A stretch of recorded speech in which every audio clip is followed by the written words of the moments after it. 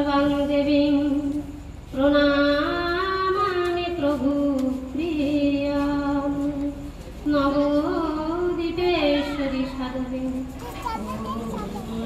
विलासिनी वृन्दाय तुलसीदब्बाय प्याय केशवस्य कृष्ण भक्ति प्रदे देवी सत्यवक्ताय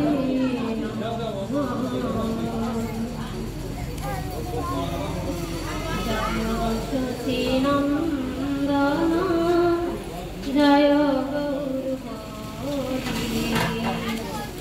जय नंदन जय गौरी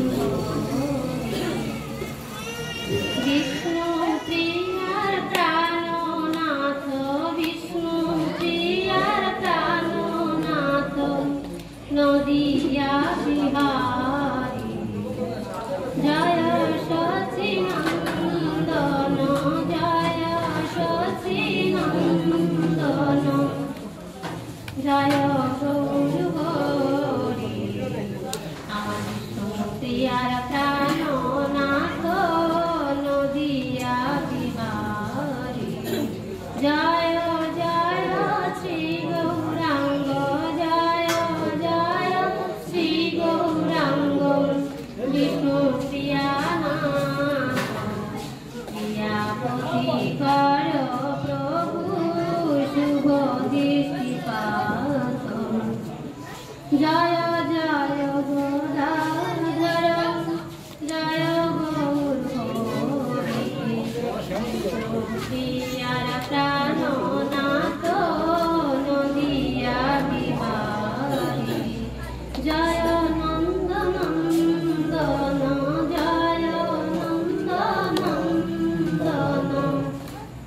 জয় বংশীধারী জয় রাধা বল্লভ নিকুঞ্জ বিহারী জয় জয় শ্রী গৌরাঙ্গ জয় জয় শ্রী গৌরাঙ্গ বিষ্ণু প্রিয়া নাম জীব প্রতিকার প্রভু শুভ দৃষ্টিপাত জয় দেবী বিষ্ণু প্রিয়া সবাই জয় দেবী বিষ্ণু প্রিয়া জয় দেবী বিষ্ণু প্রিয়া নবদ্বীপেশ্বরী করি কৃপা হই করো কৃপা করি কৃপা হই করো জয় সচিনন্দন সবাই একসাথে জয় সচিনন্দন জয় গৌরী প্রিয়ার প্রাণনাথ নদিয়া বিহারী জয় সচিনন্দন জয় সচিনন্দন জয় গৌরী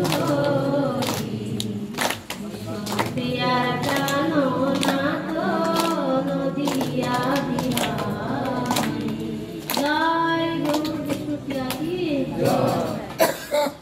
পরমানন্দ শ্রীমূর্তি অখিল ব্রহ্মাণ্ড নায়ক জগদধিপতি তিলকেশ্বর নন্দনন্দন ব্রজেন্দ্র নন্দন ভগবান শ্রী শ্রী গৌরসুন্দরের অপার করুণায় শ্রী শ্রী রাধা গোবিন্দের অশেষ কৃপায় আমার পরমারাধ্য গুরুদেব শ্রী অচ্যুতানন্দ দাস শ্রীরত্ন প্রভুর অপার কৃপায় আমরা অত্র অঞ্চলের লবদ্রা অত্র অঞ্চলের মন্দির প্রাঙ্গণে সকল ভক্তবৃন্দ একত্রিত হয়েছি সেই ভগবানের দিব্য বাগ্ময়ী প্রতিমূর্তি আনন্দময়ী প্রতিমূর্তি সেই রসামৃত আস্বাদন করার এই সৌভাগ্য প্রাপ্ত করিয়াছে।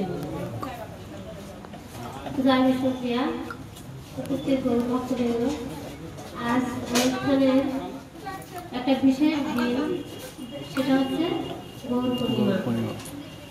তো অনুষ্ঠানের প্রারম্ভে শ্রীমদ্ ভগবদ গীতা পাঠ দিয়ে শুরু করছে। শ্রীমদ্ ভগবদ গীতা বাসুদেবায় নমঃ। ওম নমো ভগবতে বাসুদেবায়। ওম নমো ভগবতে বাসুদেবায়। ওম নমো ভগবতে বাসুদেবায়। অতঃ শ্রী গীতার ধ্যান। মুখম করতি বাচলম পঙ্গুম লঙ্ঘয়তে গিরিম যৎ কৃপাতমহং বন্দে পরমানন্দমাধবম।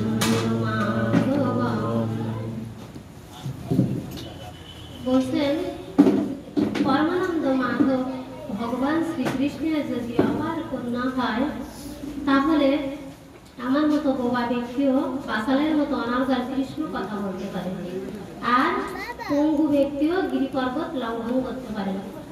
তোটা কার কৃপায়? বলছেন পরমানন্দ মাধবের যদি কৃপায়। যৎ কৃপা তমহং বন্দে পরমানন্দ মাধব। শ্রীমদ্ ভগবদ গীতা 700 শ্লোকে ভগবানের মুখনিসৃত বাণী। তো এই শ্রীমদ্ ভগবদ গীতাতে কি আছে? 700 শ্লোক, আর এটা ভগবানের মুখনিসৃত বাণী। 700 শ্লোকে সমন্বিত, 18টি অধ্যায় আছে। তো প্রথম শ্লোকের প্রথম শ্লোকটা ধৃতরাষ্ট্র উবাচ। এরকম ভগবানের দ্বিতীয় অধ্যায়ের দ্বিতীয় শ্লোকে ভগবান প্রথম কথা বলছেন যে কুদস্তা কসলামিদং বিষমে সমর্থস্থিতম অনার্য দুষ্টম অসর্গ অকীর্তিকর বলছেন। তো এবার ভগবান ততক্ষণ চুপ রয়েছেন যতক্ষণ কৃষ্ণ গুরুকরণ না করে, মানে অর্জুন শ্রীকৃষ্ণের চরণে যতক্ষণ গুরুকরণ না করছেন ততক্ষণ কৃষ্ণ সঠিক জ্ঞান অর্জুনকে প্রদান করছেন না। তো বাস্তবে জ্ঞান প্রদান করতে হলে বা জ্ঞান লাভ করতে হলে তারও কিছু পন্থা আছে, নিয়ম আছে। সেজন্য গীতার একটা শ্লোকে 4th অধ্যায় জ্ঞানযোগ 34 নম্বর শ্লোকে বলছেন তদ্বিদ্ধি প্রণিপাতেন পরিপোষ্ণেন সেবয়া উপদেক্ষন্তি তে জ্ঞানং জ্ঞানেন তত্ত্বদর্শিনা।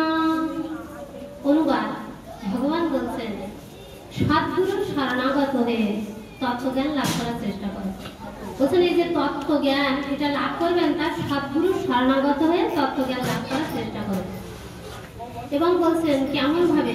বিনম্র চিত্তে প্রশ্ন জিজ্ঞাসা করা, অকৃত্রিম সেবা দ্বারা তাকে সন্তুষ্ট করা, তাহলে সেই তত্ত্বদ্রষ্টা পুরুষ তোমাকে জ্ঞান উপদেশ দান করবে। তো এখানে কি যে আমরা যার কাছ থেকে জ্ঞান উপলব্ধ মানে জ্ঞান আহরণ করব, তো আমাদের নিজেদের এই জাগতিক জ্ঞানটা খাটো করতে হবে। কারণ ভগবান বলছেন শ্রদ্ধাবান লভেত জ্ঞান, যার শ্রদ্ধা আছে সেই জ্ঞান লাভ করতে হবে। তো এখানে কি শ্রদ্ধাবান ব্যক্তি জ্ঞান লাভ করতে পারে, এগুলো হচ্ছে গীতার শ্লোক। তো ভগবান এখানে বলছেন যে সদ্গুরু শরণাগত হয়ে জ্ঞান লাভ করার চেষ্টা করো। তো ওই দ্বিতীয় অধ্যায়ে 7ম শ্লোকে বলছেন তিনি কার্পণ্য দোষ অপহত স্বভাব তিস্থামিতাম ধর্ম সংগঠিতা। এখানে অর্জুন বলছিলেন যে হে কৃষ্ণ, আমার কার্পণ্যজনিত দোষে, আমার মূঢ়জনিত কারণে আমার ধর্ম সংগঠিত, আমি ধর্মটাকে ভুলে গেছি। আমি শিষ্যত্ব অহম, আমি তোমার শিষ্যত্ব গ্রহণ করছি, আপনি আমাকে জ্ঞান দান করুন। তো কৃষ্ণকে গুরুকরণ করলেন। তখন এখন গুরু হচ্ছে কি? গুরু মাতা, গুরু পিতা, গুরু গণপতি, গুরুকে মনুষ্য নাম না করে কখন, এটা হচ্ছে কি গুরুদেব কিন্তু সাক্ষাৎ হরি, মানে আমরা যে গুরু অষ্টকে প্রতিদিন বলি যে সাক্ষাৎ হরিতেন সমস্ত শাস্ত্রে যুক্তস্ততা বহন্ত, কিন্তু প্রভুর যা প্রিয়বতস্য বন্দে গুরু শ্রী চরণারবিন্দ। তো গুরুদেব হচ্ছে সাক্ষাৎ হরি। তো এই হরি মহিমায় গুরু কৃষ্ণ এক। কেমন হরি? বলছেন মহিমায় গুরু কৃষ্ণ এক। তো এখানে কৃষ্ণ মানে কৃষ্ণকে গুরুকরণ করেছেন অর্জুন। তার একটা সন্তান যখন হয় তখন পিতা মাতার দায়িত্ব হয়। তো এখানে কৃষ্ণ তখন চিন্তা করলেন যে আমার এই শিষ্যের মঙ্গল কামনা করতে হবে, এর উদ্ধার করতে হবে। সেজন্য তাকে দৈহিক জ্ঞান মানে দেহতত্ত্ব জ্ঞান প্রদান করলেন। দ্বিতীয় অধ্যায়ে সাংখ্যযোগে বিভিন্নভাবে শ্লোকে বললেন যে আসলে আমরা এই জগতে কেউ এই দেহ নই, আমাদের স্বরূপ কি, এগুলো বর্ণনা করলেন। যেমন ভাবে দ্বিতীয় অধ্যায়ে 13 নম্বর শ্লোকে বলছেন দেহিনস্মিন যথা দেহে কৌমারং যৌবনং জরা তথা দেহান্তর প্রাপ্তি ধীরতত্রণং উজ্জতি। এখানে বলছেন যে দেহের যেমন কৌমার যৌবন জরার মাধ্যমে দেহের রূপ পরিবর্তন করে, দেহের ভিতরে যে আত্মা এক দেহ থেকে অন্য দেহ দেহান্তরিত হয়। তো এটা হচ্ছে কি অর্জুনকে বলছেন যে দেহটা আমরা নই, তুমি যে যুদ্ধক্ষেত্রে আসো তা বলছেন দেহটা আমি নেই, দেহের ভিতরে যে আত্মা আমার সবকিছু আমি হচ্ছে চিন্ময় আত্মা, স্থূল জড়দেহ নেই। আর এই দেহটা কি দিয়ে তৈরি? ক্ষিতীয় পথে পঞ্চভৌতিক দেহ, আর একটা সূক্ষ্ম দেহ আছে মন বুদ্ধি অহংকার। তো বলছেন এখানে শাস্ত্র বলছেন যে জন্ম হলে মৃত্যু আর মৃত্যু হলে জন্ম, তো এর থেকে নিস্তার কি লাভ করা যায় না? তো বলছে হ্যাঁ যায়। কিভাবে? সেজন্য গীতার ৪র্থ অধ্যায়ে ৯ম শ্লোকে বলছেন জন্ম কর্ম সঙ্গে যো ব্যক্তি তত্ত্বত ত্যক্তং দেহ পুনর্জন্মান্যেতি মামেতি সহজ।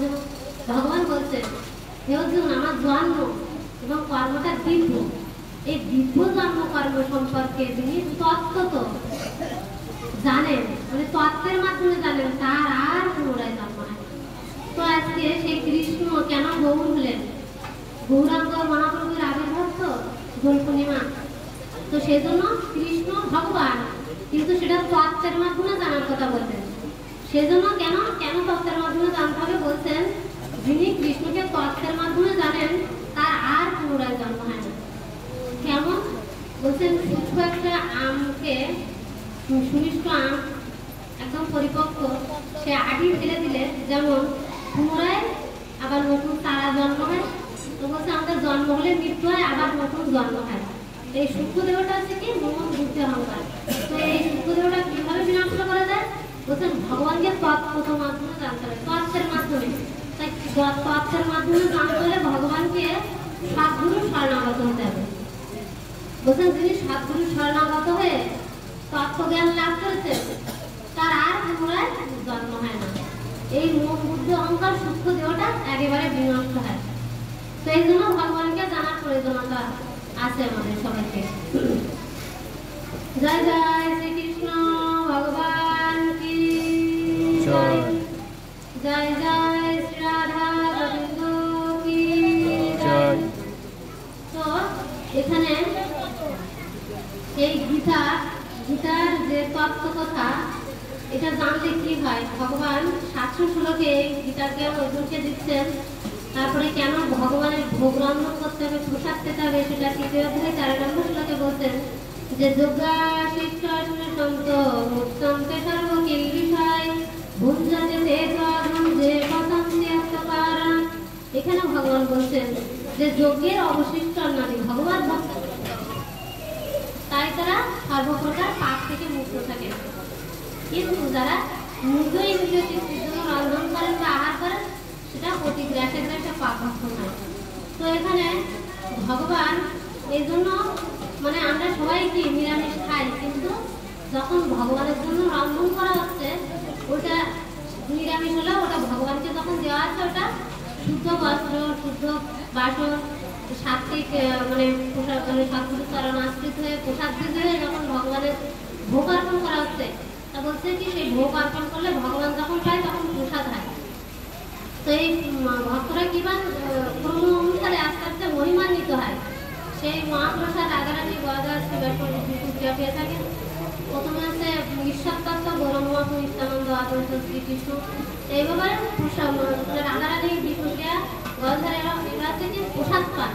সেই প্রসাদটা গুরু পরম্পরা অনুযায়ী আস্তে আস্তে কি সেই অষ্টমীবৃন্দ ষড়গোস্বামী গুরুমন্দির গুরুবর্গ পান, তো সেটা মহাপ্রসাদ হয়। তা বলছেন প্রসাদ যত নির্মগামী হয় তত মহিমান্বিত হয়। সেজন্য ভগবান বলছেন যে যজ্ঞ কিন্তু অনেক প্রকার আছে, নাম যজ্ঞ, জপ যজ্ঞ, ধ্যান যজ্ঞ, ভাগবত শাস্ত্র জ্ঞান যজ্ঞ। তো এখানে এই যজ্ঞটাকে বলছে কৃষ্ণ সম্বন্ধীয় যাহা কিছু করা হয় তাই যজ্ঞ। তাই বলছেন কৃষ্ণকে যা অর্পণ করা হয় সেই যজ্ঞের অবশিষ্ট অন্নাদি ভগবান ভক্ত গ্রহণ করে, তাই তারা সর্বপ্রকার পাপ থেকে মুক্ত। আপনি যখন নিরামিষ খাচ্ছেন সেটার মধ্যে কিন্তু পাপ থাকছে, কিন্তু ভগবানকে অর্পণ করলে ওই বস্তুর মধ্যে আর পাপ থাকছে না। তাই বলছেন প্রতি আর নিজের জন্য রন্ধন করা মানে কি ওটা ভগবানকে যখন দেওয়া হচ্ছে ওটা প্রতিক্রিয়াটি করে একটা পাপ ভাষণ করছে। এবং শাস্ত্রে বলছেন অনন্ত কোটি ব্রহ্মাণ্ডের মালিক কৃষ্ণ ঈশ্বর কর্মকৃষ্ণ সচ্চিদানন্দ রূপায় বিশ্ব উৎপত্তি হেতবে তাপত্রায় বিনাশায় শ্রীকৃষ্ণায় বয়ং। আর কি বলছেন যে ঈশ্বর পরমকৃষ্ণ, ঈশ্বর হচ্ছে পরমকৃষ্ণ সচ্চিদানন্দ রূপায়, ওনাদের আদি গোবিন্দ সর্ব কারণের কারণ। তো এখানে বলছেন ঈশ্বর যে পরম কৃষ্ণ তিনি হচ্ছে সর্ব কারণের কারণ। তো এখানে এই অনন্ত কোটি ব্রহ্মাণ্ডের সবকিছু ভগবানের। তো সেই ভগবানের বস্তু ভগবানকে যখন না দিয়ে পাওয়া হয় সেটাকে শাস্ত্রে বলছেন চোর।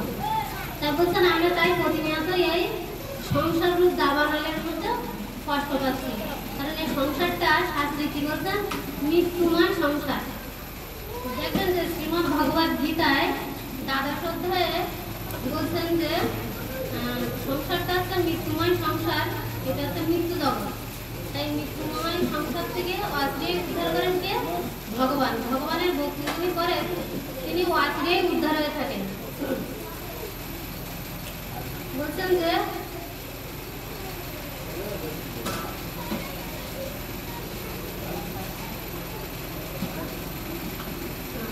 তেষাহং সমুদ্ধত মৃত্যু সংসার সাগর ভবামি মাঝিরাত পাত্র মইয়া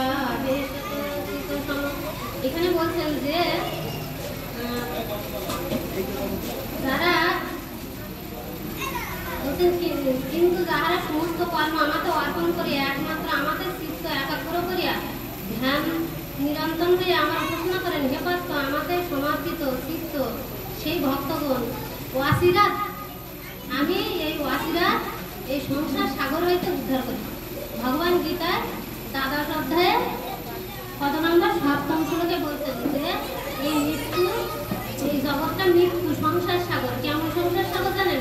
বলছেন মায়া মরিচিকায় পূর্ণ এই নশ্বর সংসারে রঙ্গমঞ্চে আবির্ভূত হয়ে মানুষ স্বামী স্ত্রী পুত্র পরিজন নিয়ে রচনা করতে চায় একটি সুখের নিয়ে, কিন্তু বাদ স্বাধীন নিষ্ঠুর মরণ। সেই নিষ্ঠুর মরণ গলিত কালে ভূতঙ্গের ন্যায় প্রবেশ করে মানুষের আজন্ম বাসনায়, তার বিষাক্ত নিঃশ্বাসে সিয়া যায় মায়ের বন্ধন ভাঙিয়া যায় আশার শপথ।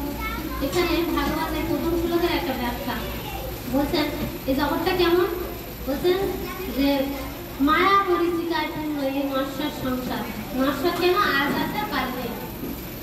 তো বলছে সেই মায়া পরিচিকায় পূর্ণ নশ্বর সংসারে মানুষ কি রঙ্গমঞ্চে আবির্ভূত হয়ে স্বামী স্ত্রী পুত্র পরিজন নিয়ে রচনা করতে চায় একটা সুখের নিয়ে, কিন্তু কি মৃত্যুটা নিষ্ঠুর না? মৃত্যু কি কাউকে বলে কয়ে আসে? সে কিন্তু দলিত কাল ভূতাঙ্গের ন্যায় প্রবেশ করে মানুষের আজন্ম বাসনায়। কত সুন্দর সংসার রচনা করেছে, তার মধ্যে সে প্রবেশ করে কি করছে? হঠাৎ করে কাউকে সবল দিয়ে নিয়ে চলে আসে। তখন মানুষের গতি কি হয়? বলছেন যে তার সাদের এই জীবন সবকিছু আশার স্বপ্ন সবকিছু ফুরিয়ে যায়। তাই বলছেন যে এই জগৎটা হচ্ছে কি মৃত্যুময় সংসার। এই মৃত্যুময় সংসারে যে জন্ম নেবে সে মৃত্যু একদিন তার মৃত্যুরও জন্ম হয়ে গেছে। তার ভগবান বলছেন যে না এই মৃত্যুময় জগৎ সংসার থেকে মানে যিনি তার চিত্ত মন আমাকে তাকে আমি অসিরাত আমার অসিরাত এই সংসার সাগর হচ্ছে উদ্ধার করে। দেখুন এই জগৎটা কিন্তু এত সস্তা না, মানে খুব কঠিন সংসার সাগর। সংসারটা দাবানল। দাবানলটা কেমন? বলছেন এখানে কেউ আর কি অশান্তিতে থাকতে চায় না। দাবানলটা হচ্ছে কি কাটে কাটে ঘর্ষণ লেগে একা একা অগ্নিপাত হয়। তো এই সংসারে কেউ খুশি বা অশান্তিতে থাকতে চায় না, কিন্তু পাশের বাড়ির মানুষ বা আপনার ভালো দেখে অনেকে হিংসা ঈর্ষা করে। এটা হচ্ছে দাবানল। বলছেন যে যেটা কেউ চায় না কিন্তু এমনি এমনি প্রজ্বলিত হয়। তো বলছে সংসারটা এমনই দাবানল স্বরূপ। তাই বলছেন যে এই সংসার দাবানল থেকে কে উদ্ধার করতে পারেন? ভগবান। সেজন্য ভাগবতের মানুষের একটা শ্লোকে বলছেন সচ্চিদানন্দ রূপায় বিশ্ব উৎপত্তি হেতবে তাপত্রায় বিনাশায় শ্রীকৃষ্ণায় বয়ং নমঃ। ভাগবতের এই মাহাত্ম্যের প্রথম শ্লোকে বলছেন যে ভগবান হচ্ছে সৎ চিৎ আনন্দময় বিগ্রহ। তো এটা কি কেমন স্বাদ? ভগবান একমাত্র সত্য, আমরা কি মিথ্যা না, বলছেন কি আমরাও সত্য। কারণ কি আমরা যদি সত্য না হতাম তাহলে আমাদের কি বলা হচ্ছে যে তোমার যাহা তুমি কর্ম করিবে সেই কর্মের ফল তোমাকে ভোগ করতে হবে। তাহলে আমরা যদি সত্য না হই তাহলে আমাদের কর্মফল কেন ভোগ করতে হবে? তাহলে আমরাও সত্য। কতটুকু সত্য? বলছেন ভগবান হচ্ছে সিন্ধু, আমরা তারা বিন্দু। এতটুকু সত্য। গঙ্গা থেকে এক ফোঁটা জল যদি আপনি নিয়ে আসেন, গঙ্গার জল তো নাকি কমবে না, এ তো ডিনাই করতে পারবে না না। তো ওইরকম বলছেন যে ভগবান হচ্ছে মহাসিন্ধু, আমরা তারা বিন্দু। তো এতটুকু সত্য। আর ভগবান সৎ চিৎ মানে কি চিন্ময় বিগ্রহ। ভগবানের আর একটা বিগ্রহ আছে চিন্ময়, যেটা আমরা চোখে দেখতে পাই না, আমাদের চিত্ত শক্তির বাইরে বস্তু, এটা হচ্ছে চিন্ময়। আর কি বলছেন সৎ চিৎ আনন্দময় বিগ্রহ। ভগবান হচ্ছে আনন্দকান্ত ভগবান। কারণ মানে এই জগতের আনন্দটা কেমন, আজ আছে কাজ নেই, ক্ষণভঙ্গুর ক্ষণস্থায়ী। আর ভগবানের আনন্দটা মানে এই ভগবানের নামের যে আনন্দ, ভগবান হচ্ছে চির আনন্দময় বিগ্রহ। তাই বলছেন যে তিনি হচ্ছে আনন্দময় বিগ্রহ। সৎ চিৎ আনন্দ রূপায়, ভগবানের তিনটি রূপ, সৎ চিৎ আনন্দ রূপায়। বিশ্ব কি করেন ভগবান? বিশ্ব উৎপত্তি বেতন, বিশ্বের সৃষ্টি স্থিতি প্রলয় করে থাকেন। এবং বলছেন আরেকটা কাজ করেন তিনি তাপত্রয় বিনাশের। তাপত্রয় মানে কি ত্রিতাপ জ্বালা। তাই এই ত্রিতাপ জ্বালাটা কি মানে আদি দৈবিক, আদি ভৌতিক আর আধ্যাত্মিক। আমরা কীট পতঙ্গ থেকে কষ্ট পাইয়া থাকি না, তারপরে এই যে আপনারা যে দৈহিক কষ্ট নিয়ে আসেন, কোমরে ব্যথা, মাথায় ব্যথা, বিভিন্ন ধরনের রোগ ব্যাধি নিয়ে আমরা আসে না, তেমন কোনো ব্যক্তি আছে যে তার শরীরে কোনো মানে রোগ নেই। তাই বলছে কি দৈহিক তাপ, আর একটা হচ্ছে আধ্যাত্মিক। সেটা হচ্ছে কি সবকিছু ভালো চলছে, যে ওই যে বলে না যে রাহু দশায় কেতু দশায় সব চলছে না, বলে না, সেটা হচ্ছে কি যে দেবতাদের দ্বারাও আমরা কষ্ট পাইয়া থাকি। তো ভগবান কি করেন? বলছেন তাপত্রয় বিনাশায়। কে করেন এটা? ত্রিতাপ জ্বালা নিরাময় করেন কে? শ্রীকৃষ্ণ। শ্রীকৃষ্ণ শ্রী শব্দের হচ্ছে শ্রীমতী রাধারানী। কৃষ্ণের আগে যখন শ্রী ব্যবহার করা হয় তখন শ্রীমতী রাধারানীকে বোঝানো হয়। গৌরের আগে যখন শ্রী ব্যবহার করা হয় বিষ্ণুপ্রিয়াকে বোঝানো হয়। নারায়ণের আগে যখন শ্রী ব্যবহার করা হয় লক্ষ্মীনারায়ণকে বোঝানো হয়। তখন বলছেন সেই রাধা কৃষ্ণ কি করেন? এই ত্রিতাপ জ্বালা নিরাময় করতে পারেন। সেটা হচ্ছে ভাগবতের প্রথম মানে মহিমায় বলছেন। সেই ভাগবত কথা কেন শ্রবণ করবেন? ভগবান বলছেন মৎকথা বাচকং নিত্যং মৎকথা শ্রবণে রতাং মৎকথা প্রীতি মানসং নাহং তৎসমিন্তং নরং। ভগবান বলছেন যে যিনি আমার কথা নিত্য মৎকথা বাচকং নিত্য, যিনি আমার কথা নিত্য বচন করেন অর্থাৎ বলেন, শুধু বললে না, আপনারা যে শ্রবণ করছেন নববিধা ভক্তির একটা শ্রবণ অর্চন মানে বলছেন শ্রবণাম কীর্তনাম আত্মনিবেদনম। তাই বলছে এই শ্রবণ ভক্তিটা আপনারা আছেন। তো এখানে বলছেন যে মত কথা বাচকং নিত্যং, মত কথা শ্রবণে রতম। এই কর্মমহল ভগবান দিয়েছেন শ্রবণ করার জন্য। এই নববিধা ভক্তি একমাত্র পালন করেছিলেন মহারাজ অম্বরীশ মহারাজ। তো তিনি ভাষাকরা পৃথিবীর রাজা হয়েও এই নিজ হস্ত দিয়ে ভগবানের চরণ যুগলে তুলসী পাতা অর্পণ করতেন, ভগবানের জন্য ভোগ রন্ধন করতেন। তার পা দিয়ে তিনি প্রতিদিন ভগবানের মন্দির পরিক্রমা করতেন। তার এই মুখ দিয়ে ভগবানের নিত্য প্রসাদ আস্বাদন করতেন। তার মুখ দিয়ে কি করতেন? কৃষ্ণ গুণকীর্তন করতেন সবসময়। আর এই কর্ম দিয়ে সবসময় ভগবানের গুণকীর্তন শ্রবণ করতেন। আর কি করতেন? তার এই হৃদয়টা, তার মনটা দিয়ে আত্মনিবেদন ভগবানের চরণে সবসময় সমর্পণ করে রেখেছিলেন। তো বলছেন এই নববিধা ভক্তি একমাত্র। আর এই হস্ত পদ মস্তক দিয়ে ভগবানের সর্বদা তিনি প্রণাম করতেন। তো এটা হচ্ছে কি নববিধা ভক্তি। তা বলছেন যে সেই মত কথা বাচকং নিত্যং, মত কথা শ্রবণে রতম। বলছেন আমার কথা যিনি শ্রবণ করেন। তো বলছেন শুধু বাসন করেন এবং শ্রবণ করলে কিন্তু হবে না, কি করতে হবে বলছে মাত কথার বলছে যিনি আমার কথা শ্রবণ করে হার্দিক স্মৃতি আনন্দ অনুভব করেন না তার স্বামী বলছেন কি আমি সেই নরকে কখনো পরিত্যাগ করি না। বুঝেছেন আপনারা? ভগবান প্রতিশ্রুতি দিচ্ছেন আমি সেই নরকে কখনো পরিত্যাগ করি না, সেই মনুষ্যকে কখনো পরিত্যাগ করি না, যিনি এটা আমার করেন। তো এটা এবার শ্রীমদ্ ভগবত গীতায় যেগুলো থেকে আলোচনা করছিলাম, এই শ্রীমদ্ ভগবত গীতায় অনেক শ্লোকে ব্যাখ্যা করেছেন এই কৃষ্ণকে জ্ঞান দান করেছেন। তারপরে কি ভক্তিযোগ, দাদা কথায় ভক্তিযোগে তিনি বলছেন যে ভক্ত হবেন তার লক্ষণগুলো তিনি ডেফিনেশনগুলো বর্ণনা করেছেন। দাদা অধ্যায়ের 13 নম্বর শ্লোকের থেকে ভক্তের লক্ষণ বর্ণনা করা হয়েছে। অদেষ্টা সর্বভূতানাং মৈত্রী কথা নির্মম নিরহংকার সমদুঃখ সুখম। তারপরে 17-18 নম্বর শ্লোকে বলছেন সমশত্রু মিত্রে তথা মানবমানায় শীত উষ্ণ দুঃখেষু সমসঙ্গ বিবর্জিত তুল্য নিন্দায় স্তুতি মৌনে সন্তুষ্ট যেন কেনচিত অনিকেত শ্রীমতী ভক্তিমান মে প্রিয় বলছেন যে ভক্ত হবেন তো ভক্তের ডেফিনেশন গুলো কি, ভক্তের লক্ষণ কি বলছেন যিনি ভক্ত হবেন তার মধ্যে তিনি বলছেন যে সমশত্রু মিত্রে তার কাছে শত্রু এবং মিত্রের মধ্যে সমভাব থাকবে এবং বলছে সমশত্রু মিত্রের কথা মান অপমানে ভক্তের কাছে মান এবং অপমান সমান। আর সমশত্রু মিত্রের কথা মান অপমানে শীত ও উষ্ণ, শীতের সময় ভগবান যেমন মঙ্গল আরতি করেন, উষ্ণ মানে গরমের সময় একই কার্য করেন। তো বলছেন যে শীত উষ্ণ দুঃখে এবং সুখে তিনি সর্বদা ভগবানের নাম করেন। দুঃখে সুখের সমসঙ্গ বিবর্জিত, ভক্ত সবসময় কি করেন কুসঙ্গ বর্জিত।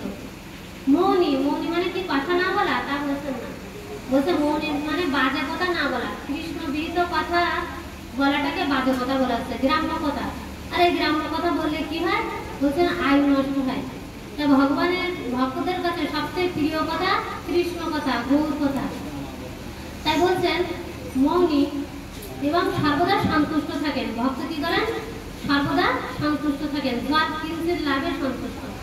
গৃহ আসক্তি শূন্য অনিকেত স্থিরমতি বলছেন এই গৃহ কখনো ভক্তের রাস অট্টালিকায় থাকতে হতে পারে, কখনো বৃক্ষে নিচে, কিন্তু ভক্ত সর্ব অবস্থায় প্রস্তুত থাকেন এবং স্থির মতি, তার মতিটা স্থির। আর স্থির মতি তখন ভগবান বলছেন যে এরকম ভক্ত আমার অত্যন্ত প্রিয়। তো এখানে ভক্তের যে ডেফিনেশন এই গীতায় বর্ণনা করেছেন কৃষ্ণ অর্জুনকে বলছেন কিভাবে ভক্ত হতে হবে। এবার গীতার দ্বাদশ অধ্যায় এরপরে বিভিন্ন শ্লোকে মানে অর্জুনকে গীতার জ্ঞান দান করলেন। তারপরে শেষে গুহ্যতম শ্লোক করলেন, সেটা হচ্ছে অষ্টাদশ অধ্যায় মোক্ষযোগে।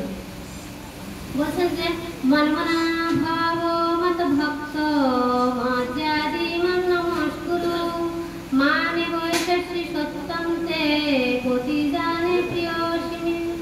অনুবাদ ভগবান বলছেন মন্মনা ভাব আমার ভাবনায় ভাবিত হও, মত ভক্ত বলছে আমার ভাবনায় ভাবিত হলে চলবে না, আমার ভক্ত হও। মজ্জাদি আমাকে যাজনাটা পূজার্চনা করো, মান নমস্কুরু আমাকে নমস্কার করো।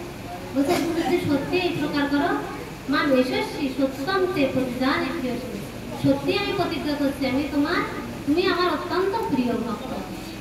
তো এই সংসারটা যুদ্ধক্ষেত্রের মতো। তো অর্জুন বলছেন রহস্য করে বলছেন যে আমি তো তীর ধনুক নিয়ে আসি, তো আপনার কখন ভক্ত হবো, কখন তুলসী পাতা অর্জন করবো, আমার হাতে তো একটা তীর, তো এগুলো আমাদের সম্ভব না। তারপর বলছে নমস্কার করতে এক হাতে কি নমস্কার করা যায়? তো এটা তখন ভগবান আরো একটা শ্লোকে বললেন, পরের শ্লোকে 66 নম্বর শ্লোক, মোক্ষযোগ 66 নম্বর শ্লোক অষ্টাদশ অধ্যায়ে বলছেন সর্বধর্মাन् পরিত্যাজ্য মামেকং শরণং ব্রজ অহং ত্বং সর্ব পাপেভ্যো মোক্ষয়িষ্যামি মা শুচঃ। এখানে বলছেন সহজ পন্থা, সহজ ভক্তি, সহজে যেটা করা যায় সেটা হচ্ছে কি এই শ্লোকের মধ্যে গীতার মর্মকথা রয়েছে। কেমন বলছেন সর্বপ্রকার ধর্ম পরিত্যাগ করতে হবে। কোন কোন ধর্ম? বলছেন লৌকিক ধর্ম, তথাকথিত ধর্ম। যে অর্জুন যেটা জানতেন যে স্ত্রী নারী রক্ষা করা ধর্ম, অস্ত্রগুরু দ্রোণাচার্যকে রক্ষা করা ধর্ম, বিশ্বদেবকে রক্ষা করা ধর্ম, এই যে তথাকথিত যা যা ধর্ম, কৃষ্ণ কি গীতা জ্ঞান দান করে বলছেন না কেউ মরেনি, আমি কি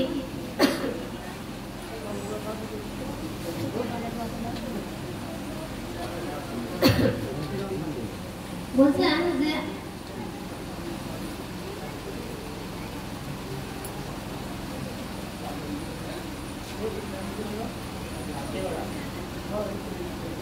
বলছেন আত্মাকে ওয়াসেদ্য আকিলের দ্বাদার্য, মানে একে গ্রহণ করা যায় না, সেবন করা যায় না, একে কি ভিজানো যায় না, তা আত্মা তো হত্যা করা যায় না। তার জন্য অর্জুনকে বলছিলেন না যে গীতা জ্ঞানের মাধ্যমে তাকে বলছেন যে আমরা বাস্তবে মরি না, আমাদের এই দেহটাকে দেহটার পরিবর্তন হয়। বাসাংশী জিন্নানি যথা বিহায় নবানী গৃহ্ণাতি নরপানি তথা শরীরানি বিহায় জিন্নান্নানি সংসাতি নবানী দেহি। এখানে বলছেন মানুষ যখন পুরাতন বস্ত্র পরিত্যাগ করিয়া নতুন বস্ত্র ধারণ করেন, ঠিক তেমনি ভাবে আমাদের দেহের ভিতরে আমাদের এই জড়জাগতিক এই দেহটা যখন অকেজ হয়ে যায়, এই দেহটা পরিবর্তন করে দেহের ভিতরে আত্মা এক দেহ থেকে অন্য দেহ দেহান্তরিত হয়। তো এটা স্থিতি প্রজ্ঞা পণ্ডিত এটা মোহগ্রস্ত হয় না, এটা হচ্ছে আত্মার স্বরূপ। তা দেহটার পরিবর্তন হয়, তাই এই যে তথাকথিত ধর্ম, তাহলে বাস্তবে কুরুক্ষেত্রের ময়দানে যারা আছেন তাদেরকে হত্যা করলে কি কোনো পাপ হবে? ভগবান বলছেন কি হ্যাঁ এটা তুমি করবে, মানে ধর্মটা আছে কি মানে কৃষ্ণের চরণে তুমি যা অর্পণ করবে তাই ধর্ম। তাই এখানে ভগবান বলছেন যে সর্বপ্রকার ধর্ম তুমি যা যা ধর্ম মনে করছো সেই ধর্ম পরিত্যাগ করে মা নিয়ে কম সম্মান করছো, এই কথাটাই তাৎপর্য বলুন। এটা হচ্ছে গীতার মান্য কথা, ভালো করে শুনলেন সবাই মনোযোগ দিয়ে, যে গীতার মান্য কথাটা কি মা একম শরণাঙ্গজ, মা মানে আমাকে, একম মানে একমাত্র, শরণাঙ্গজ বলছেন যিনি একমাত্র আমার স্মরণ করে সর্বকার্য করেন তার সর্বপ্রকার পাপ থেকে আমি রক্ষা করি। তাই এই সহজ পন্থা, সহজ ভক্তি, যে ভক্তি যে স্মরণ ভক্তি সর্ব অবস্থাতে করা যায়।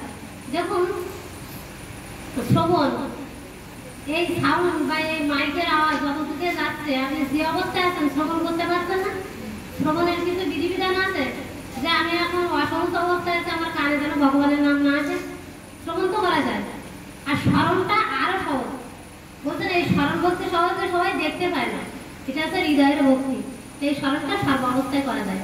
আপনি ঘরে ঘুমিয়ে আছেন, আপনি যাত্রাপথে রওনা হয়েছেন, বিভিন্ন গাড়ি বিভিন্ন জায়গায় আছেন, অসুস্থ অবস্থায় আছেন, অপবিত্র অবস্থায় আছেন, কিন্তু স্মরণ তো সর্ব অবস্থায় করা যায়।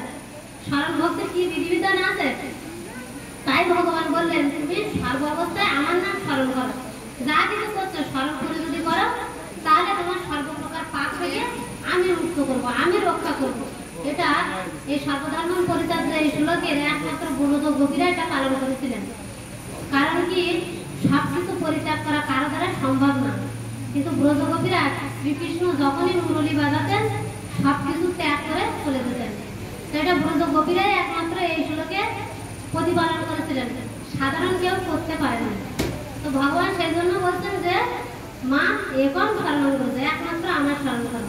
এরপরে শ্রীমদ্ ভগবদ গীতা শ্রবণ করার পরে এই অর্জুন বলছেন নষ্ট মোহ স্মৃতি লব্ধা তৎপ্রসাদাত্মা অচ্যুত স্থিতস্মি গত সংযোগ করিষ্যবচনম তব। অর্জুন বলছেন এবার হে কেশব, হে মাধব, হে যাদব, আমি আপনার এই গীতার জ্ঞান লাভ করে নষ্ট মোহ, আমার মোহটা নষ্ট হয়েছে। নষ্ট মোহ স্মৃতি লব্ধা, কি স্মৃতি? বলছে কৃষ্ণকে জানার নাম জ্ঞান, আর কৃষ্ণকে না জানার নাম অজ্ঞান। তো এই যে কৃষ্ণকে আমি ভুলে গিয়েছিলাম সেই জ্ঞানটা আমি লাভ করেছি। তো এই জ্ঞান লাভ করার জন্য কে আমাদের সহযোগিতা করেন? বলছেন গুরুদেব। সেজন্য গুরুদেবের প্রণাম মন্ত্র বলছেন অজ্ঞান তিমিরান্ধস্য জ্ঞানম যেন শলাকায়া চক্ষুরুন মিলিতং যেন তস্মাই শ্রীগুরবে নমঃ। বলছেন অজ্ঞান রূপ অন্ধকারে আমি ছিলাম, গুরুদেব কি করলেন জ্ঞান রূপ শলাকার দ্বারা চক্ষুকে উন্মিলিত করে দিলেন। এই গুরুতত্ত্বে বলছেন আশ্রয় করিয়া বন্ধ শ্রীগুরু চরণ যা হইতে মিলে ভাই কৃষ্ণ প্রেম ধান জীবের নিস্তার লাগি নন্দ সুত হরি ভুবনে প্রকাশ হন গুরুর কবরি। এই গুরুদেব আছে ভুবনে কি রূপে প্রকাশিত হন? গুরু রূপ ধরে। তা এই গুরুদেব বাবাকে বললেন যদ্যপি আমার গুরু চৈতন্যের দাস তথাপি জানিও তিনি তাহারই প্রকাশ। যদিও গুরুদেব চৈতন্য মহাপ্রভুর দাস তথাপি তবুও জানি তিনি সাক্ষাৎ তারই প্রকাশ। তো এটা সেজন্য বলছেন যে আমি অজ্ঞান রূপ তিমির অন্ধকারে ছিলাম, গুরুদেব জ্ঞান রূপ শোলাকারের দ্বারা আমার চক্ষুটাকে উন্মীলিত করলো। চোখে কি দেখতে পাই না? পাই, কিন্তু তিনিও জ্ঞান চক্ষু খুলে দিলেন, যে কৃষ্ণের সাথে সম্বন্ধ করে দিলেন। আশ্রয় করিয়া ভজে তারে কৃষ্ণ নাহি ত্যাজে। সেজন্য বলছেন এই যে আমাদের সম্বন্ধটা, আমরা কে? আমরা নিত্য কৃষ্ণ দাস। দাসত্ব চিহ্ন কি? বলছেন এই তিলক আর মালা। তো দেখুন স্কুল কলেজে যাবেন, ইউনিফর্ম আছে না, পুলিশের ড্রেস আছে না, আপনি কৃষ্ণ ভক্ত হবেন, কিন্তু কৃষ্ণের দাসত্ব চিহ্ন নেবেন না। আপনার নিজ স্বামী মানে নিজের পতি, তার চিহ্ন আপনি শাখা চিহ্ন নিয়েছেন, কিন্তু জগৎপতির চিহ্ন কি জানেন? জগৎপতি, জগতের পতি, সে হচ্ছে কি? সেই কৃষ্ণ। তার চিহ্ন হচ্ছে কি? তার চরণে দাসত্ব নেওয়ার চিহ্ন হচ্ছে তিলক আর মালা, কণ্ঠের মালা। তাই জন্য ভগবান বলছেন যে এই যে দাসত্ব চিহ্ন গুরুকরণের মাধ্যমে আমাদের এই সম্বন্ধটা ভগবান করে দেন। সেজন্য বলছেন আমি হচ্ছে নিত্য কৃষ্ণের দাস। এই স্মৃতিটা আমার আলোয় হচ্ছে গোলক বৃন্দাবন ধাম। এই স্মৃতি, এই জ্ঞানটা আমি হারিয়ে ফেলেছি। আমি এই জগতে মায়ের চক্রে এসে স্ত্রী পুত্র পরিজন নিয়ে ভুলে গেছি যে আমার আলয় কোথায়, আমার গৃহ কোথায়, আমি সেটা জানি না। আমি পিতৃহারা সন্তান। তো পিতাকে হারিয়ে ফেলেছি, তার সন্তানের কষ্ট হবে না? হয় না? আর যে পিতা, যে মাতা সন্তানকে হারিয়ে ফেলেছে, সেই পিতা মাতার কি কষ্ট হয় না? তা বলছে হ্যাঁ হয়। তার জন্য কৃষ্ণ চাচ্ছেন যে আমার সন্তানগণ আমার কাছে ফিরে আসে। কিন্তু সে সন্তান, সে যদি কখনো ভগবানের মানে তার পিতার সন্ধান না করে, তাহলে কিভাবে যাবেন? বলছেন কি যে এখন দেখেন না সোশ্যাল মিডিয়ায় খবরে বিভিন্ন জায়গায় দেয়, তো এইটা হচ্ছে সাধুগণ, এই যে সোশ্যাল মিডিয়া বা এই পত্রিকা পেপার, এগুলো হচ্ছে শাস্ত্র গ্রন্থ। আর বৈষ্ণব সদ্গুরুদেব এনারা হচ্ছে এই মিডিয়া মাধ্যম। ভগবানের কাছে যে আপনি যাবেন, হারিয়ে গেছেন, আপনি শিশু, আপনি জানেন না কিছু, তাহলে এই জগতের থেকে আপনি যে যাবেন বা সেই আপনার পিতার কাছে, তার একটা মাধ্যম লাগবে। সেই মাধ্যমটা হচ্ছে কি? সাধুগুরু বৈষ্ণব। ধর্মটা হচ্ছে কি? বলছেন ধর্ম মানে ধর্মটা হচ্ছে কি? যে সাধু সেবা, আর কি বৈষ্ণব সেবন, বৈষ্ণবকে সেবা করা, জীবে দয়া নামে রুচি বৈষ্ণব সেবন, ইয়া হইতে ধর্ম নাহি কহেশ মাত্র। সেটা হচ্ছে কি? জীবের প্রতি দয়া, জীবের প্রতি কৃপা করা, মানে জীবের প্রতি জীবকে দয়া। দয়া মানে কি? জীব হত্যা না করা। জীবে দয়া নামের রুচি, এই নামের প্রতি রুচি থাকতে হবে। জীবে দয়া নামের রুচি বৈষ্ণব সেবন, ইয়া হইতে ধর্ম নাই কহেশ মাত্র। তো এখানে সেই যে কথা, যে শ্লোক থেকে এখানে এসেছিলাম, যে আমার মোহটা কি, আমার স্মৃতিটা কি, সেই স্মৃতিটা হচ্ছে কি?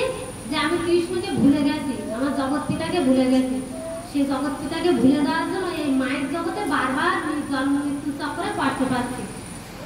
তাই যদি এখন সদ্গুরুদেবের চরণে আশ্রিত হওয়া যায়, তাহলে সেই আমার দীপ্ত পিতা, যে জগৎ পিতা, তার আলয়ে সেগুলো বৃন্দাবন ভাবে আবার ফিরে যেতে পারে। সেজন্য ভগবানের চরণে অর্জুন বলছেন নষ্ট মোহ স্মৃতিলব্ধা তৎপ্রসাদাৎ মায়াবস্তু স্থিতোষ্ণী গত সঙ্গ পরিশুভ। তৎপ্রসাদ মানে কি? প্রসাদ শব্দের অর্থ কৃপা। প্রসাদ শব্দের অর্থ কৃপা। যস্য প্রসাদাৎ ভগবৎ প্রসাদ যস্য অপ্রসাদাৎ গতি কৃতোপি ধ্যান তস্য যশস্বী সন্তানম বন্দে যস্য প্রসাদাৎ, যাহার প্রসাদে, যাহার কৃপায় ভগবৎ কৃপা লাভ হয়, যস্য অপ্রসাদাৎ, যিনি অপ্রসন্ন হলে তার আর কোনো গতি থাকে না। আমি সেই গুরুদেবকে ত্রিসন্ধ্যা কি ধ্যান করি, তাকে বারবার প্রণাম করি। এখানে প্রসাদ শব্দের অর্থ কি বলছেন? কৃপা। আমরা প্রসাদ পাই না, কিন্তু অনেক জায়গায় দেখবেন মহাপ্রসাদ পাচ্ছি, কিন্তু ওই অন্ন ব্যঞ্জন আছে দেখে অনেকে বলে কি নিরামিষ। প্রসাদ কিন্তু নিরামিষ না, প্রসাদ হচ্ছে দিব্য বস্তু। প্রসাদ শব্দের হচ্ছে কৃপা। একটু প্রসাদ যদি ভগবানের কৃপায় পাওয়া যায়, সাক্ষাৎ কৃপা লাভ হয়। প্রসাদ শব্দের হচ্ছে কৃপা। তাই এখানে বলছেন যস্য প্রসাদ, মানে এখানে অর্জুন বলছেন নয়া বস্তু স্থিত বস্তু গত সন্দেহ পরিষ্য বচনন্ত। এখানে বলছেন হে বস্তু, তোমার প্রসাদ, তোমার কৃপায় আমার মনের সকল সন্দেহ দূর হয়েছে। কি হচ্ছে? দূরীভূত হয়েছে সকল সন্দেহ। সন্দেহটা হচ্ছে কি? আমি বুঝতে পেরেছি যে এই জগৎ আমার থাকবার জগৎ না, এই জগৎটা ক্ষণস্থায়ী। আমার মৃত্যু আলায় গোলক বৃন্দাবন ধাম। আমি যাহা কিছু করি আমি করি না, তুমি করাচ্ছ তাই করছি। সর্ব কারণের কারণ শ্রীকৃষ্ণ। এটা অর্জুন বুঝতে পেরেছিল। তাই বলছেন পরিষ্য বচনন্তব্য, তুমি এখন যা করবে যা বলবে আমি তাই করবো।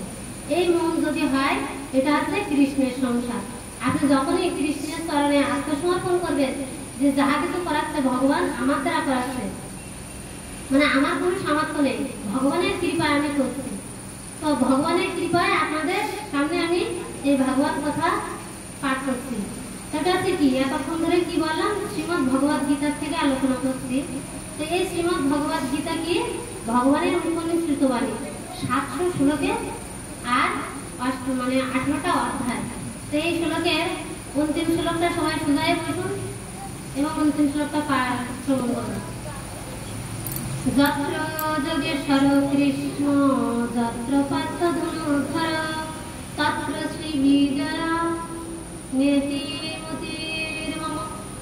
দেখুন, আমাদের গীতাটা ধর্মময়ী গ্রন্থ। কেমন জানেন? গীতার প্রথম অক্ষর ধর্মক্ষেত্রে কুরুক্ষেত্রে, ধর্ম, আর অন্তিমে মর্ম, ময়রে। তো ধ আর ময়রে মিলে কি হয়? ধর্ম না? গীতাটা ধর্মময়ী গ্রন্থ, এই গ্রন্থ। আর এই গীতা পাঠ করলে কি হয়? গতে জ্ঞান উদ্ভাবন হয়। গীতা গয় দীর্ঘিত হয় না? তা গীতা পাঠ করলে গতে জ্ঞান উদ্ভাবন হয়, দীর্ঘিতে ঊর্ধ্বে আকর্ষণ হয়, ততে তত্ত্ব দর্শন, ভগবানকে তত্ত্বের মাধ্যমে জানা যায়। আকারে তার একদিন অন্তিমে স্বরূপে দর্শন হয়। সাক্ষাৎ রাধা গোবিন্দকে আপনার হৃদয়ে একদিন দেখতে পাবেন। তাই হচ্ছে গীতা পাঠ করলে। সেজন্য আমাদের এই সনাতন ধর্মের গীতায় শাস্ত্রের মধ্যে সমস্ত শাস্ত্রের নির্দেশ আছে। সেজন্য গীতা পাঠ করলে অন্য সমস্ত শাস্ত্র সম্পর্কেও অবগত হওয়া যায়। সেটা হচ্ছে গীতা। আর ভাগবত কি? সবাই বলে তো যে ভাগবত পাঠ হচ্ছে, ভাগবত পাঠে যাচ্ছে, তাই না? গীতা পাঠে যাচ্ছে এরকম তো বলে না, ভাগবত পাঠ। তো ভাগবত পাঠটা কি বলছেন? এই ভাগবত আলাদা একটা গ্রন্থ। ভাগবত, ভয়কার ব গ ত, আর ভগবত। এখানে দেখুন ভ গ গ গ, ভগবত গীতা। এই ভগবত আর ভাগবতের মধ্যে কিঞ্চিত কিছু পার্থক্য রয়েছে। কেমন পার্থক্য? বলছেন গীতায় 700 শ্লোক 18টা অধ্যায়, আর ভাগবতে কি আছে? ভাগবতে আছে 335টা অধ্যায়, 12টা স্কন্ধ, আর 18,000 শ্লোকের সমন্বয়। অষ্টাদশ সহস্রে ভাগবত। তো এখানে এই ভাগবত কিভাবে এলেন? ভাগবত কিভাবে জগতে প্রকাশিত হলো?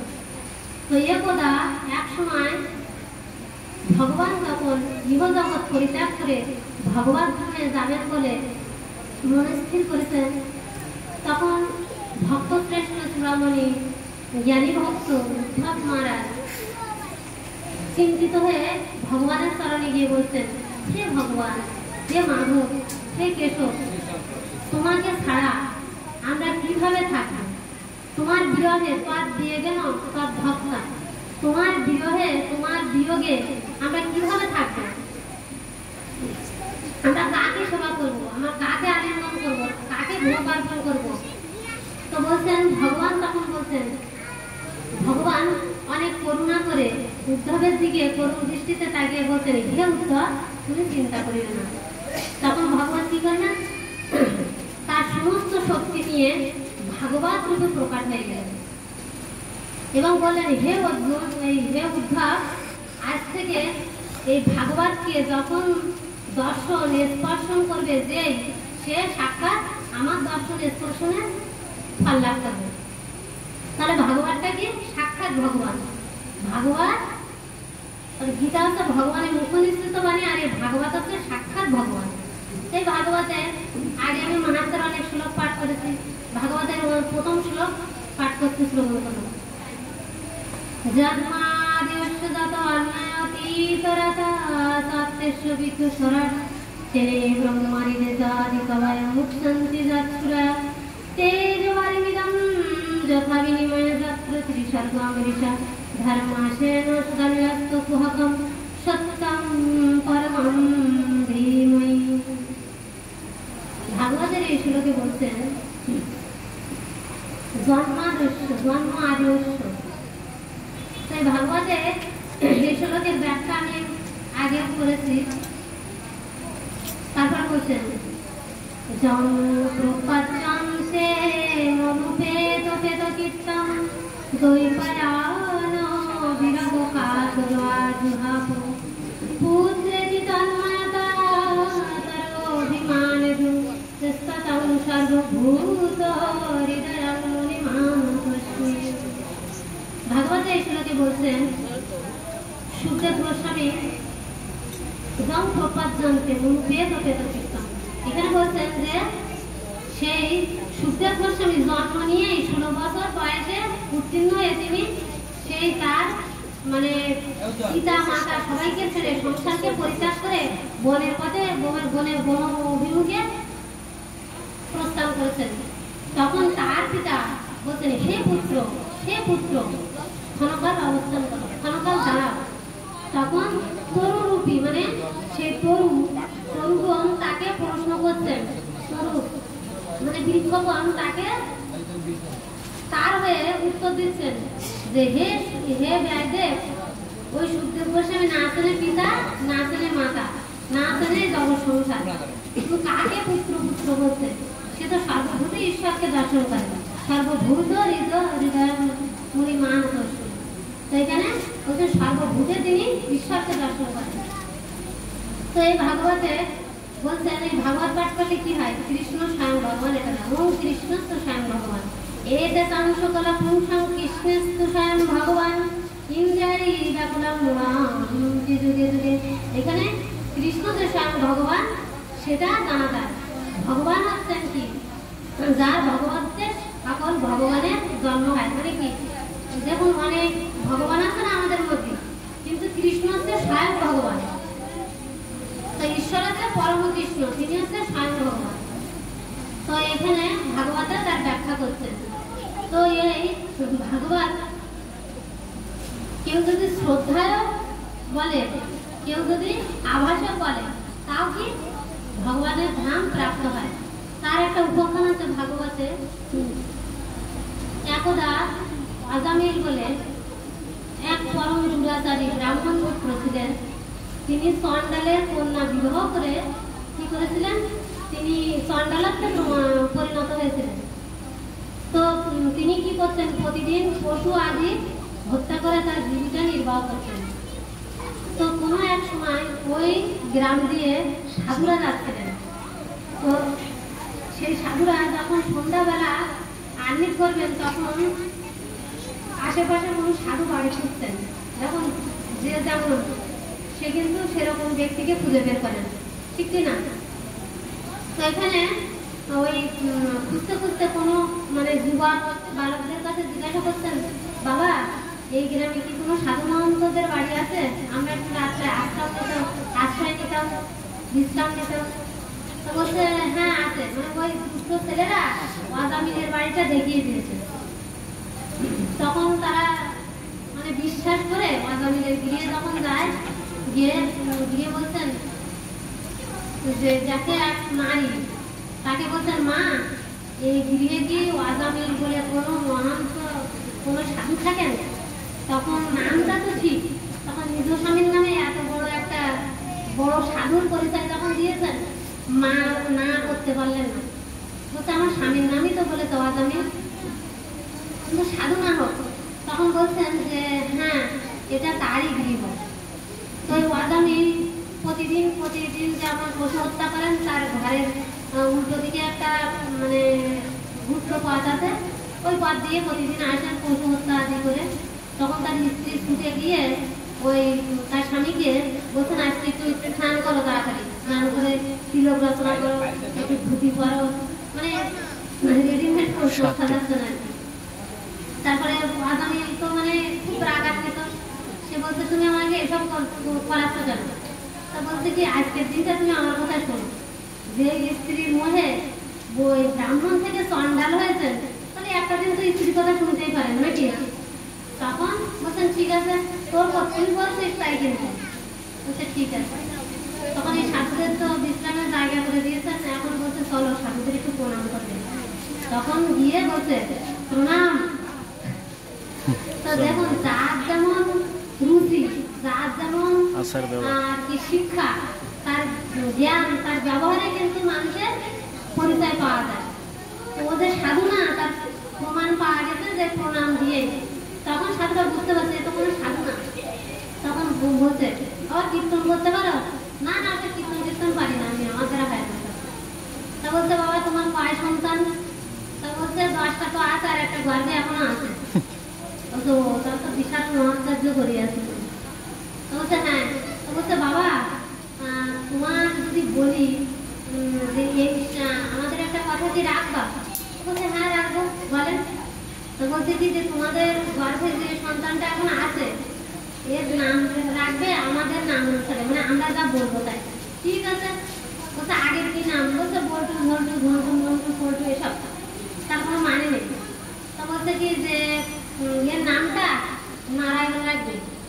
তো বলছেন কি যে ঠিক আছে, অনেক কিছু তো রাখছে, নাম নেই, নারায়ণই রেখে দেবো। দেখুন, ভগবানের আদি নাম কি? ভগবান কি ঈশ্বর পরম কৃষ্ণ সচ্চিদানন্দ বিগ্রহ, অনাদির আদি গোবিন্দ, সর্বকারণের কারণ। কৃষ্ণ কি আদি না? তার আগে তো কেউ ছিল না, সেই জন্য তাকে আদি বলা হয়েছে। তার উপরে যে নারায়ণ নাম, এটা তো ভগবানের নাম। এখন যে আপনি রাখবেন তা তো না, আদি না। তো এই যে আগামী একসময় কি হয়েছে, তিনি মানে অসুস্থ, মৃত্যু শয্যায়। তখন বারবার যমরাজের যে দূত, তাদের কিন্তু ভীষণ মানে চেহারা খুব খারাপ হয়, সেই বিবর্ষ চেহারা, সেসব দেখে খুব ভয় পাচ্ছে বারবার। এখন তার যে কনিষ্ঠ পুত্র নারায়ণ, এর মধ্যে কি হয়েছে আমি সংক্ষেপে বলছি প্রশ্নটা, এর মধ্যেও তার এই যে নারায়ণ নাম রাখার কারণে যে গৃহে কোনোদিন ভগবানের নাম হতো, ভাই বলে নারায়ণ কাছে এসো, মা বলে নারায়ণ জুতো নিয়ে এসো, বাবা বলে নারায়ণ ফুল নিয়ে এসো, মানে নারায়ণ নারায়ণ সবসময় ওরা জপ করছে, মানে গৃহে সবসময় নারায়ণ চলছে। সেটা হচ্ছে নামের মহিমা, অবহেলা করবেও নাম করলে কি হয়, ভগবান বলছেন এটা। সেজন্য বলছেন এই যখন এই মৃত্যুকালে অবস্থান করছেন, তখন ওই যখন মৃত্যুবরণ করেছেন, তখন যমরাজের দূতরা তাকে এসে নিয়ে চলে যাচ্ছেন। কিন্তু মৃত্যুকাল যখন মানে মৃত্যু যখন তিনি হচ্ছে দেহত্যাগ করেছেন, তখন এই নারায়ণের নাম ডাকছিলেন ভয়ে, নিজের পুত্র নাম। তো ভগবান বলছেন না গীতায় যে অন্তকালে সমান এবং শরণ মুক্ত কালে বরং জয়তি সমাদ্ভবন জাতি নাস্তত্র সংশয়। ভগবান বলছেন না অন্তকালে যে আমার নাম স্মরণ করে, মা ভক্ত মানে সে আমার ভক্ত, যে আমার নাম স্মরণ করে মৃত্যুবরণ করে, আমি আমার নিত্যধামে তার কাছে আমি টেনে নিয়ে আমার নিত্যধামে নিয়ে আসি। এটা তো ভগবানের প্রতিশ্রুতি। তাহলে গীতায় বলছেন ভগবান। সেজন্য এখানে সঙ্গে সঙ্গে সে ভগবান বিষ্ণু দূতকে, দূত চতুর্ভুজ রূপ যাদের মানে 4 হাত, তাদেরকে পাঠিয়ে দিয়েছেন। তো এরা কিন্তু অনেক দূরে নিয়ে গেছে আধা রাস্তায়। তখন যমরাজের দূতদের কাছ থেকে বিষ্ণু দূত কেড়ে নিলেন। তখন এরা বলছেন এ ভগবানের নাম কোনদিন করেনি, তোমরা কেন নিচ্ছ? বলছে ও আমাদের, ও মৃত্যুকালে ভগবান আমাদের প্রভুর নাম করেছে, নারায়ণ নাম, সেজন্য ওকে ওদের প্রাপ্ত, ও আমাদের নিত্যধাম প্রাপ্ত হবে। তা তখন এদের মানে যমরাজের দূতরা বিষ্ণু দূতের সাথে, এদের তো সুদর্শন চক্র আদি থাকে, এদের সাথে যুদ্ধ আদি করে পায় না। তখন গিয়ে নালিশ করছে যমরাজের কাছে, দেখুন আমরা চাকরি বলবো না, আমাদের যেটা সম্ভব না। কারণ কি এই ভগবানের নাম জীবনে যে কোনোদিন করেনি, তাকে ভগবান ধামে নিয়ে চলে গেছে বিষ্ণু মানে নারায়ণের কাছে। তো এই নাম করে কি লাভ? তখন যমরাজ কে জানেন? দ্বাদশ মহাজনের একজন। তিনি বলছেন, আর সত্যি তারা বলছেন কি এই বিষ্ণুপুত্রা আমাদের বলেছে যে তোমরা এই ভাগবত ধর্ম জানো না, তোমরা তো মূঢ়, ভাগবত ধর্ম জানো না, তোমাদের যে ধর্মরাজ তার কাছে শুনে দেখো যে ভাগবত ধর্ম কি। তাই এখানে বলছেন যে সেই যমরাজের পুত্রদেরকে যমরাজ বলছেন যে স্বয়ম্ভু নারদ শম্ভু কুমার কপিল প্রহ্লাদ জনক বিষ্ণু বলি হইয়া সচিবান। ভাগবতের এই ষষ্ঠ স্কন্ধে বলছেন যে 12 জন বৈষ্ণব আছি আমরা। স্বয়ম্ভু মানে সৃষ্টিকর্তা ব্রহ্মা, স্বয়ম্ভু নারদ নারদ মুনি, স্বয়ম্ভু নারদ শম্ভু মানে শিব ঠাকুর, স্বয়ম্ভু নারদ শম্ভু কুমার কপিল মনু, কুমার আছে সনত কুমার আদি কুমার, কপিল মনু, কপিল মনু মানে যে মনু থেকে আমরা মনুষ্য, মনু শত্রুপা, মনু থেকে আমরা মানুষ রূপে এসেছি। তাই বলতে স্বয়ম্ভু কুমার কপিল মনু প্রহ্লাদ, সেই হচ্ছে কি হিরণ্যকশিপুর পুত্র প্রহ্লাদ। প্রহ্লাদ জনক ভীষ্ম, জনক আছে সীতাদেবীর পিতা জনক, আর ভীষ্ম হচ্ছে কি পঞ্চপাণ্ডবের পিতামহ। জনক ভীষ্ম বলি বলিয়া সেটি বল, বলি মানে বলি মহারাজ, বলিদের শরীরটা আমি হইলাম বামন শতনামে দেখছেন। আর বলি বলিয়া সতী আছে কি সে সুখদেব গোস্বামী। আর এখানে বলছেন কি বয়াম, বয়াম মানে একজনকে বোঝায়, বয়াম মানে অনেকজনকে বোঝায় সংস্কৃত শব্দটা। তাই এখানে বলছেন যে সে যমরাজ বলছে 12 জন বৈষ্ণবের মধ্যে আমিও আছি। তাই বলছে বলি বইয়া থেকে বয়াম, আমিও কিন্তু বৈষ্ণবের 12 জনের মধ্যে আমি আছি। তো এখানে যমরাজ বলছেন ভগবতী ভগবত গুণ নাম ধ্যান সীতচানায় স্মরতি তৎসরণারবিন্দম কৃষ্ণায় নানমতি যৎ শিরয়ে প্রদায়পি তাননুধামসদাচিত্তি বিষ্ণু কীর্তনঃ। এখানে বলছেন কাদেরকে আমার কাছে নিয়ে আসবে, কাদেরকে নিয়ে আসবে না। যমরাজ বলছেন জিহ্বা না ভক্তি, যারা এই জিহ্বার দ্বারা কোনোদিন ভগবানের নাম গুণ কীর্তন করেনি, চিত্তনা স্মরতি, চিত্তের দ্বারা সবকিছু জগতের চিন্তা করেছে কিন্তু ভগবানের নাম চিন্তন করেনি। চিত্তনা স্মরতি তৎচরণারবিন্দম, এই গোবিন্দের চরণে কোনোদিন নদ স্বীকার করেনি, প্রণাম করেনি। চিত্তনা স্মরতি তৎচরণারবিন্দম কৃষ্ণায় নামমতি যৎ শিরয়ে প্রদায়পি, কৃষ্ণের চরণে একদাওপি একবারের জন্য তিনি প্রণাম করেন, নত স্বীকার করেন। তাকে ধরে নিয়ে আসো। কি কেন?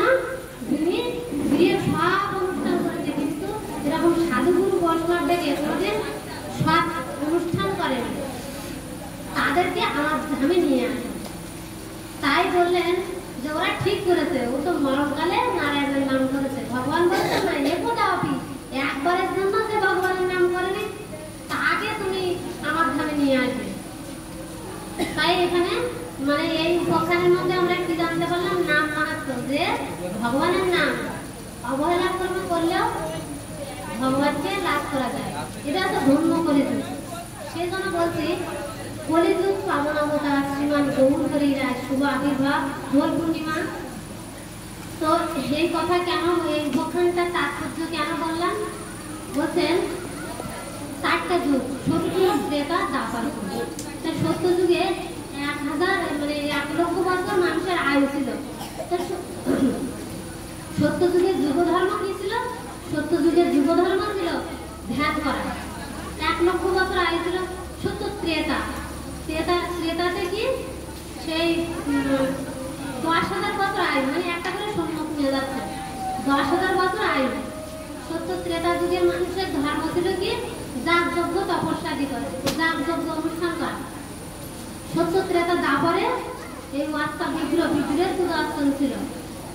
তারপরে হচ্ছে কি দ্বাপরে কিন্তু 1000 বছর মানুষের আয়ু ছিল, মানে প্রত্যেক যুগের একটা করে শূন্য নষ্ট হচ্ছে। আর কলিযুগের গড় আয়ু কত? 100 বছর। তাও এখন 100 বছর সবাই 72 বছর। এই কলিযুগের যুগ ধর্মটা কি? প্রত্যেক যুগের একটা যুগ ধর্ম আছে। কলিযুগের যুগ ধর্ম কি?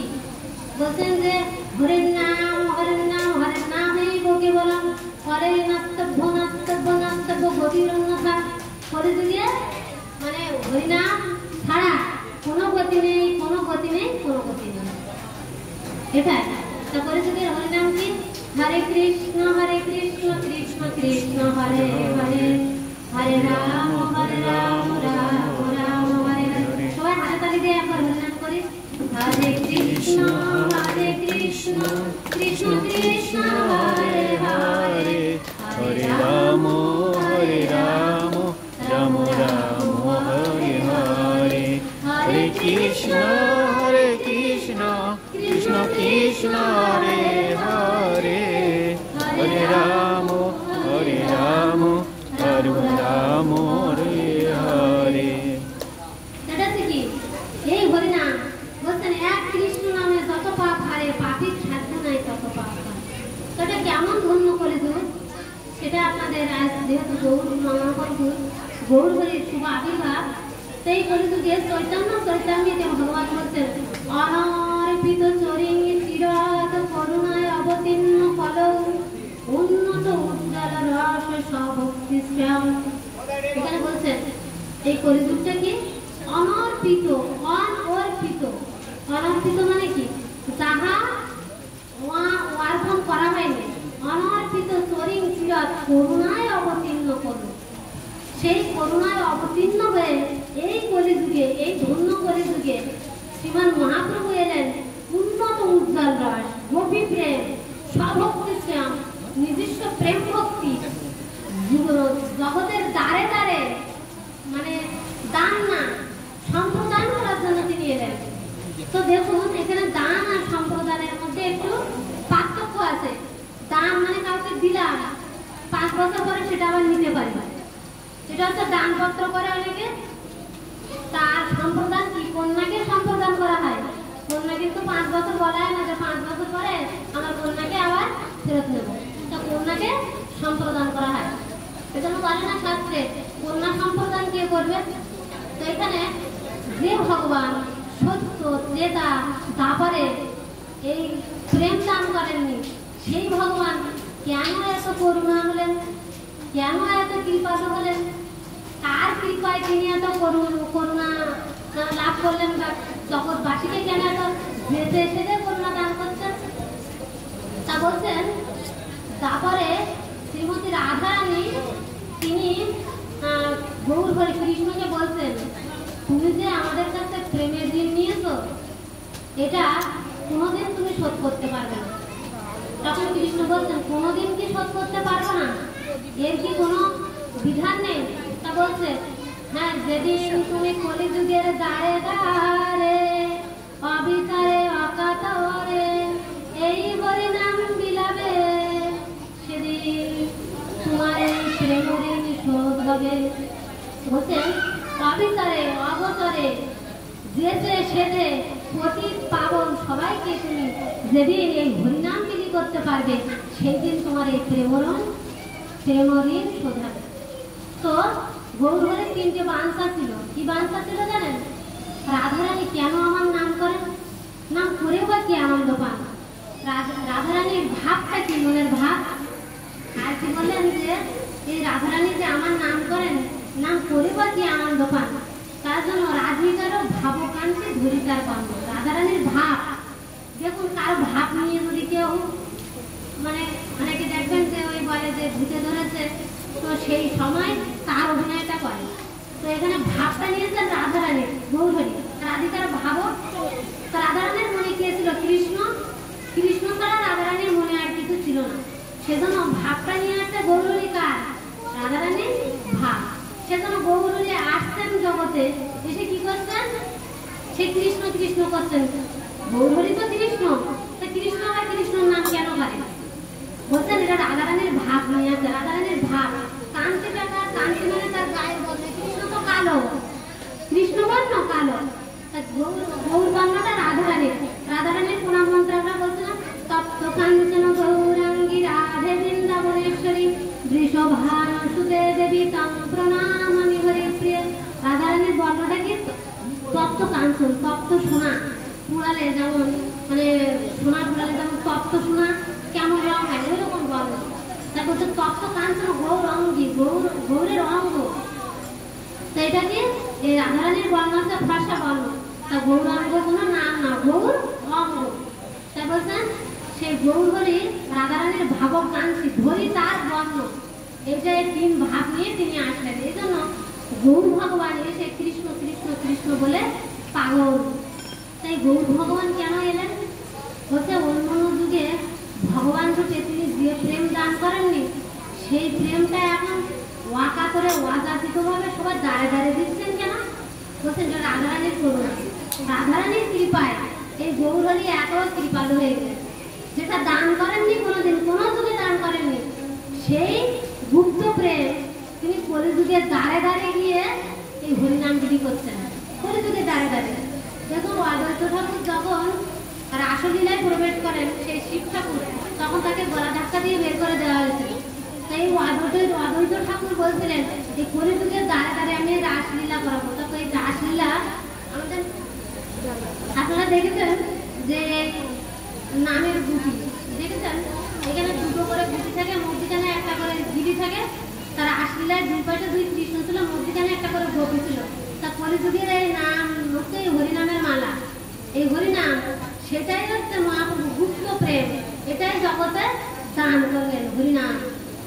তো এখানে সেই যে চৈতন্য মহাপ্রভু সবাইকে দান করলেন সম্প্রদান। তাহলে বোঝা গেল যে কি সম্প্রদান? অর্পিত করিম শিরস করুণায় অবতীর্ণ কলম, করুণায় অবতীর্ণ হয়ে উন্নত উজ্জ্বল রয় স্বভক্তি নিজস্ব ভক্তি সম্ভাব দান করলেন।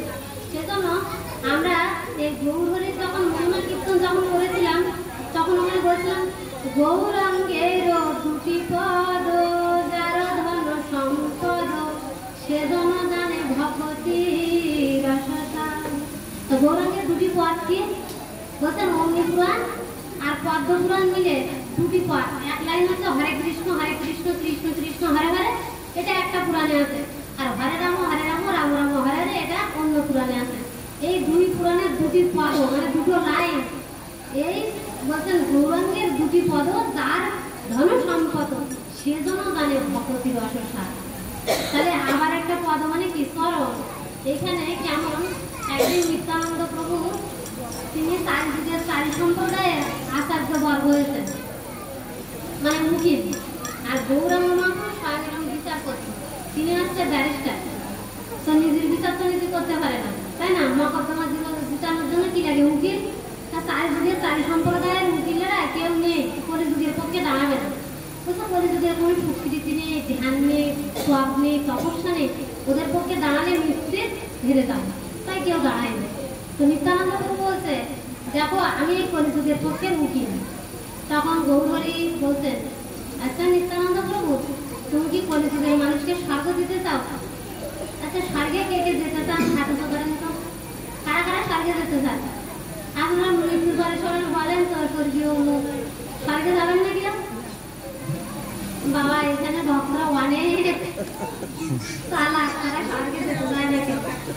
তো এবার কলিযুগের মানুষের কোনো স্বীকৃতি নেই, স্বর্গে যা চাইবেন তাই পাবেন, এত মানে আর কি সবকিছু বিলাসিতা পূরণ হয় স্বর্গ। তো সে কলিযুগের মানুষকে নাকি স্বর্গ দিতে চায় না। তখন নিত্যানন্দ প্রভুকে বলছে কি দিতে চাও নিত্যানন্দ কলিযুগের মানুষকে? তখন বলছে ও লক্ষ্মীনারায়ণ থেকে ওই বৈকুণ্ঠ দিতে চাও?